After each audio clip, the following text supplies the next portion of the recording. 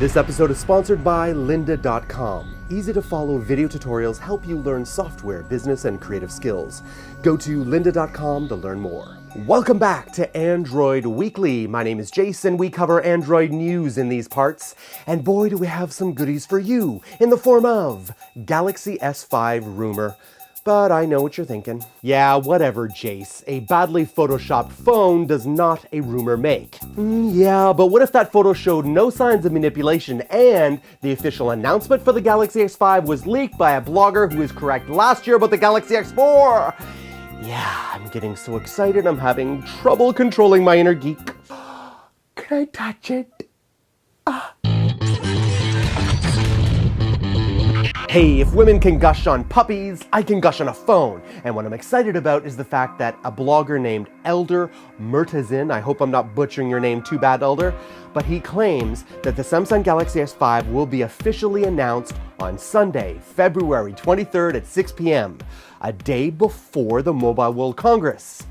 Interesting. You see, for those of you paying attention, when a company like Samsung announces a flagship phone, they traditionally like to do it at a standalone event. They don't want to do it anymore at these big conferences like CES and Mobile World Congress because it's really hard to get above the noise and be distinguished between all the other competitors out there. So why would they do it a day before? Well, I thought that was a masterful stroke of marketing, because if they do it a day before when all the press are at the, in Barcelona ready and primed to report on phones, every other phone that is released or announced at the Mobile World Congress will immediately have to be compared to the Samsung Galaxy S5. Pretty smart.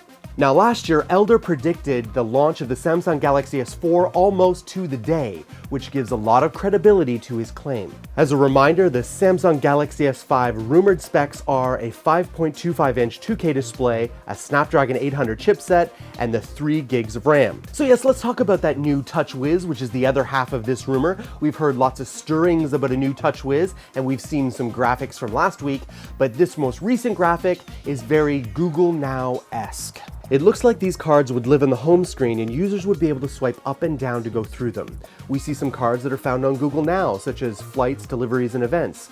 However, there are also cards for home automation, fitness, social shares, and messages.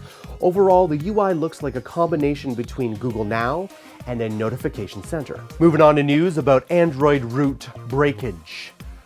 Oh boy. According to well-known developer Chainfire, the next version of Android could be bringing a change that will stop you from accessing your favorite root apps. Now, of course, such a move would make many of us so angry we'd want to give birth.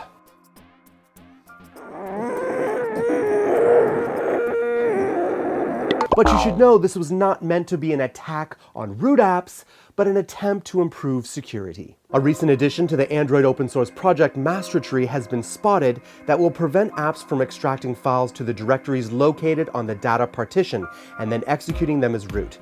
The idea here is that it could prevent some malicious programs from executing scripts on the data partition. And furthermore, it's unclear whether this change will be added to the next version of Android or not. And so last up is the rumor that the Nexus 5 would now be available in various colors, not just in black and white, so the fruity among us could enjoy some banana, strawberry, and blueberry phones. Thanks for watching, Android peeps, and I thought today I would do something completely different and find out who actually watches this portion of the show and how effective I have been at teaching you about Android. So, your homework is the following. Find out how you can use Android to translate this in just a few seconds. Ich bin 41 Jahre alt und ich komme aus Toronto. Verstehst du mich? Bis bald. In the comments below, on Twitter, on Google+, give me the translation, tell me what I said, and I will give you a tribute in this week's Q&A. Talk to you then.